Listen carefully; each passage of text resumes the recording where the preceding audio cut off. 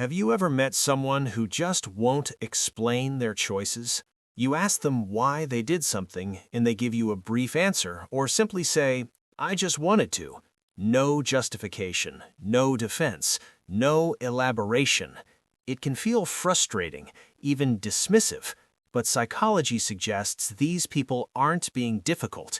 They're operating from a completely different framework of self-concept and autonomy. Let's break down the real psychology behind people who refuse to explain themselves and why their silence might reveal a level of confidence most people never reach. Before we continue, if psychology and human behavior fascinate you, subscribe right now. We decode the hidden patterns behind why people act the way they do. You won't want to miss what's coming. Internalized locus of control. Psychological research shows that people who don't explain themselves have what's called an internal locus of control. That means they believe they're the ultimate authority on their own life. They don't need external validation to feel their choices are legitimate. When you ask them why, they've already answered that question for themselves. Your approval or understanding doesn't change their decision. This isn't arrogance, it's autonomy.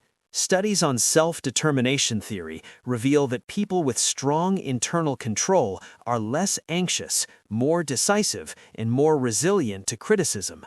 They don't explain because they don't need to convince you. They've already convinced themselves. 2. Boundary intelligence. Here's what most people miss. Explaining yourself is often an act of submission. It's saying, "Let me justify my existence to you." People who refuse to do this have mastered psychological boundaries. They understand where they end and you begin. Research on interpersonal boundaries shows that over-explaining stems from a fear of judgment or rejection. It's a preemptive defense mechanism, but people with strong boundaries don't need to defend. They simply state their position and let it stand. This creates respect, not resentment. Because when you don't negotiate your choices, people stop questioning them. Your certainty becomes contagious. 3. Low agreeableness, high authenticity. Personality psychology links minimal self-explanation to low agreeableness on the Big Five scale. These aren't people pleasers. They don't shape their narrative to make others comfortable. They'd rather be authentic than liked. And here's the paradox, this actually makes them more trustworthy. When someone doesn't adjust their story based on their audience, you know you're getting the truth. They're not performing, they're not managing perceptions. What you see is what exists. Studies on authenticity perception show that people who refuse to over-explain are rated as more genuine and self-assured, even when their choices seem unconventional. 4. Understanding the explanation trap. People who don't explain themselves recognize something crucial. Explanations invite negotiation. The moment you justify your decision, you've opened it up for debate. You've signaled that your choice is still under review, pending approval.